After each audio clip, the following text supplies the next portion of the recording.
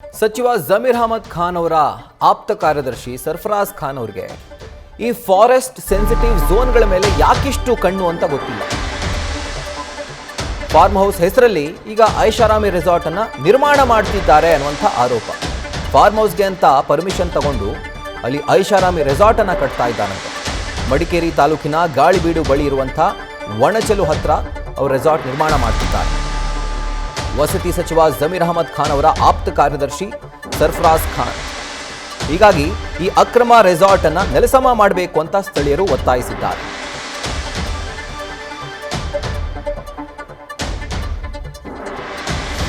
ನನಗೆ ಬಂದ ಮಾಹಿತಿ ಪ್ರಕಾರ ಮಡಿಕೇರಿ ತಾಲೂಕಿನ ಗಾಳಿಬೀಡು ಗ್ರಾಮ ಪಂಚಾಯತ್ ವ್ಯಾಪ್ತಿಯ ಒಣಚಲ್ ಅಂತ ಹೇಳುವ ಪ್ರದೇಶದ ಗ್ರಾಮದಲ್ಲಿ ಏನು ಜಮೀರ್ ಅಹಮದ್ ಖಾನ್ ಅವರ PS ಪರ್ಸನಲ್ ಸೆಕ್ರೆಟರಿ ಯಾರು ಸರ್ಫರಾಜ್ ಖಾನ್ ಅಂತೇನೋ ಹೆಸರಿದೆ, ಎಲ್ಲ ಖಾನ್ಗಳದೇ ದರ್ಬಾರ್ ಇವತ್ತು. ಅವರು ಬಂದು ಇಲ್ಲಿ ಅರಣ್ಯದ ಅಂಚಿನಲ್ಲಿ ಅಂತ ನನಗೆ ಬಂದ ಮಾಹಿತಿ. ಅಲ್ಲಿ ವಿತೌಟ್ ಎನಿ ಪರ್ಮಿಷನ್, ಯಾವುದೇ ಸರ್ಕಾರದ ಅನುಮತಿ ಇಲ್ಲದೇ ಅವರು ದೊಡ್ಡ ರೆಸಾರ್ಟ್ ಮಾಡಿದ್ದಾರೆ ಅಂತ ಹೇಳುವಂಥದ್ದು ನಾನು ವಿಡಿಯೋ ನೋಡಿದ್ದೇನೆ.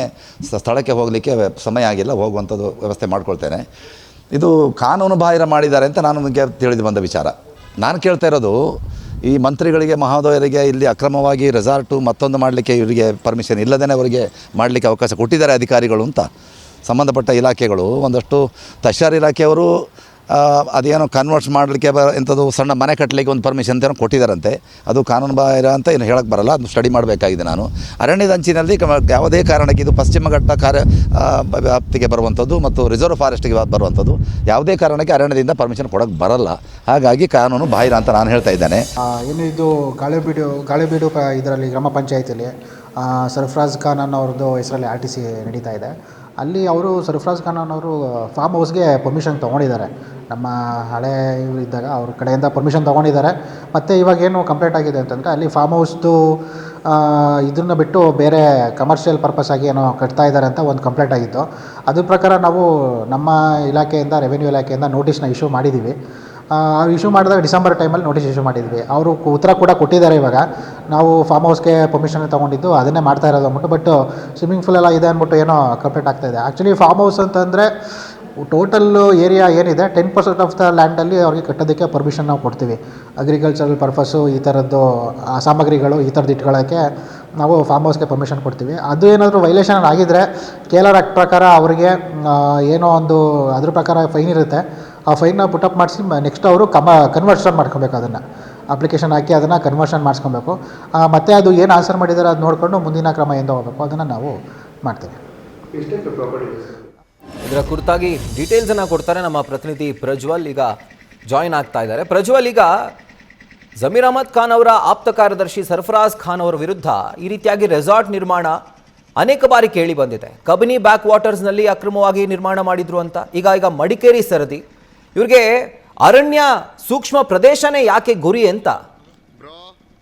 ಹೌದು ರಾಹುಲ್, ನಿಜಕ್ಕೂ ಈ ಒಂದು ಘಟನೆಯನ್ನ ನೋಡ್ತಾ ಇದ್ರೆ, ಅದರಲ್ಲೂ ಸರ್ಫರಾಜ್ ಖಾನ್ ಅವರ ವಿಚಾರವಾಗಿ ಕಬಿನಿ ಆಗಿರ್ಬೋದು, ಕೊಡಗು ಆಗಿರ್ಬೋದು, ಈ ಭಾಗಗಳು ನೋಡ್ತಾ ಇದ್ರೆ ಪಶ್ಚಿಮ ಘಟ್ಟಗಳ ಜೀವ ವೈವಿಧ್ಯತೆ ಏನಿದೆ, ಪ್ರಮುಖ ಪರಿಸರ ಏನಿದೆ, ಅದರ ಮೇಲೆನೆ ಇವ್ರಿಗೆ ಕಣ್ಣು. ಅದರ ಸಮೀಪದಲ್ಲೇ ಜಾಗಗಳನ್ನ ತೆಗೆದುಕೊಂಡು ಅಲ್ಲಿ ಅಕ್ರಮವಾಗಿ ರೆಸಾರ್ಟ್ ಅನ್ನ ನಿರ್ಮಾಣ ಮಾಡ್ತಿರ್ತಕ್ಕಂಥದ್ದು ಹಲವಾರು ಪ್ರಕರಣಗಳು ವರದಿಯಾಗಿದೆ. ಇದೀಗ ಕೊಡಗು ಜಿಲ್ಲೆ ಮಡಿಕೇರಿ ತಾಲೂಕಿನ ಏನು ಒಣಚಲು ಎಂಬ ಪ್ರದೇಶ ಏನಿದೆ, ಈ ಒಂದು ಪ್ರದೇಶದಲ್ಲಿ ಅವರು ತೆಗೆದುಕೊಂಡಿರ್ತಕ್ಕಂತಹ ಜಾಗ ಏನು ಸಾಗು ಜಾಗ ಏನಿದೆ, ಆ ಜಾಗದಲ್ಲಿ ಅವರು ಅದನ್ನ ಫಾರ್ಮ್ ಹೌಸ್ ಕಟ್ಕೊಳ್ತೀನಿ ಅಂತ ಫಸ್ಟ್ ಅನುಮತಿಯನ್ನ ಕೇಳ್ತಾರೆ. ಫಾರ್ಮ್ ಹೌಸ್ ಅಂದ್ರೆ ಒಂದು ಗೋಡೌನ್ ಅಥವಾ ಯಾರೋ ಒಂದು ಆ ಫಾರ್ಮ್ ಹೌಸ್ ಅಲ್ಲಿ ಇರೋ ಕುಟುಂಬಕ್ಕೆ ಒಂದು ಇರೋಕ್ ಮನೆ.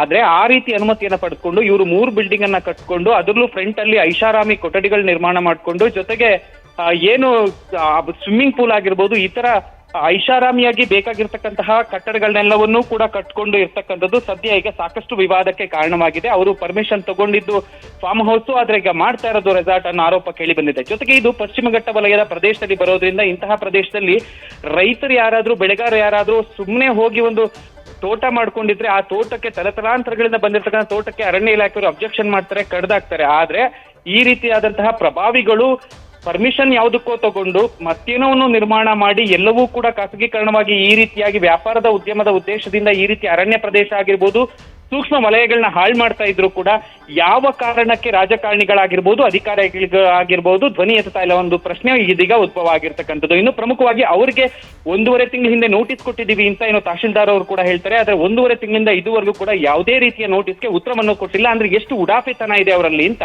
ಅಂದ್ರೆ ಸರ್ಕಾರ ತಮ್ಮದಿದೆ, ಶಾಸಕರ ಅಂದ್ರೆ ಸಚಿವರ ಆಪ್ತರಾಗಿದ್ದೀವಿ ನಾವು, ಜೊತೆಗೆ ಅವ್ರ ಜೊತೆ ಕೆಲಸ ಮಾಡ್ತಿದೀವಿ ಅನ್ನೋ ಒಂದು ಕಾರಣಕ್ಕಾಗಿ ಈ ರೀತಿಯ ವರ್ತನೆಯನ್ನ ಮಾಡ್ತಾ ಇದ್ದಾರೆ ಎಂಬ ಒಂದು ಪ್ರಶ್ನೆ ಉಟ್ಕೊಂಡಿರ್ತಕ್ಕಂಥದ್ದು.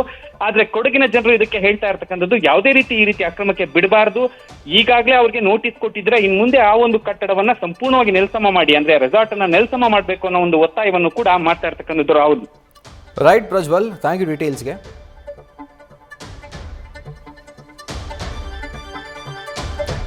ನೋಡಿ, ಕೆಲವೊಂದಷ್ಟು ರೂಲ್ಸ್ಗಳಿದ್ದಾವೆ. ಒಂದು ಅರಣ್ಯ ಪ್ರದೇಶದಲ್ಲಿ ನೀವು ಫಾರ್ಮ್ ಹೌಸ್ ಮಾಡ್ತೀರಿ ಅಂತಂದರೆ ಎಷ್ಟು ಜಾಗವನ್ನು ನಿಮ್ಮ ಹೆಸರಿಗೆ ದಾಖಲಾಗಿದೆಯೋ ಅಥವಾ ರಿಜಿಸ್ಟರ್ ಆಗಿದೆಯೋ ಅದರಲ್ಲಿ 10% ಜಾಗವನ್ನು ನೀವು ಕಟ್ಟಡ ಕಟ್ಟಲಿಕ್ಕೆ, ಗೋಡೌನ್ ಕಟ್ಟಲಿಕ್ಕೆ ಮೀಸಲಾಗಿಡಬೇಕು. ಆದರೆ ಇಲ್ಲಿ ಇರೋ ಬರೋ ಅಷ್ಟೂ ಜಾಗದಲ್ಲಿ ಒಂದು ಕಡೆ ಸ್ವಿಮ್ಮಿಂಗ್ ಪೂಲ್ ಅಂತೆ, ಒಂದು ಕಡೆ ರೆಸಾರ್ಟ್ ಅಂತೆ, ಅಕ್ರಮ ರೆಸಾರ್ಟ್ ನಿರ್ಮಾಣ ಮಾಡ್ತಿರೋದು ಒಂದು ಆರೋಪ. ಜೊತೆಗೆ ಕೊಟ್ಟಿರುವಂತಹ ನೋಟಿಸ್ಗೂ ರಿಪ್ಲೈ ಮಾಡದೇ ಇರುವಂಥದ್ದು ಮತ್ತೊಂದು ಆರೋಪ. ಅಂದರೆ ನಮ್ಮ ಪ್ರತಿನಿಧಿ ಹೇಳ್ತಿದ್ದ ಹಾಗೆ 1 ತಿಂಗಳಾಯಿತು ನೋಟಿಸ್ ಕೊಟ್ಟು, ಇನ್ನೂ ಯಾವುದೇ ಥರದ ಉತ್ತರ ಅಥವಾ ಸಮಜಾಯಿಷಿ ಅವರ ಕಡೆಯಿಂದ ಬಂದಿಲ್ಲ. ಸೊ ಇದೇ ಜಾಗದಲ್ಲಿ ಅಕಸ್ಮಾತ್ ಏನಾದರೂ ಒಬ್ಬ ಸಾಮಾನ್ಯ ನಾಗರಿಕ ಅಲ್ಲಿ ರೆಸಾರ್ಟ್ ನಿರ್ಮಾಣ ಮಾಡಿದ್ದಿದ್ರೆ ಅಧಿಕಾರಿಗಳು ಬಿಡ್ತಾ ಇದ್ರ? ಇವತ್ತು ಅಕಸ್ಮಾತ್ ಪಾಯ ತೊಡಿದ್ರು ನಾಳೆ ಬೆಳಗ್ಗೆ ಹೋಗಿ ಮುಚ್ಚೋರು. ಆದರೆ ಸಚಿವರ ಆಪ್ತ ಅನ್ನುವಂಥ ಒಂದೇ ಒಂದು ಕಾರಣಕ್ಕೆ 1 ತಿಂಗಳು ನೋಟಿಸ್ ಕೊಟ್ಟು, ಅಂದರೆ ಹಿಂದೆನೇ ನೋಟಿಸ್ ಕೊಟ್ಟು ಇನ್ನೂ ಯಾವುದೇ ಥರದ ಉತ್ತರ ಬಂದಿಲ್ಲ ಅಂತಂದರೆ ಅಧಿಕಾರಿಗಳು ಏನು ಮಾಡ್ತಾ ಇದ್ದಾರೆ, ತಹಸೀಲ್ದಾರ್ ಏನು ಮಾಡ್ತಾ ಇದ್ದಾರೆ?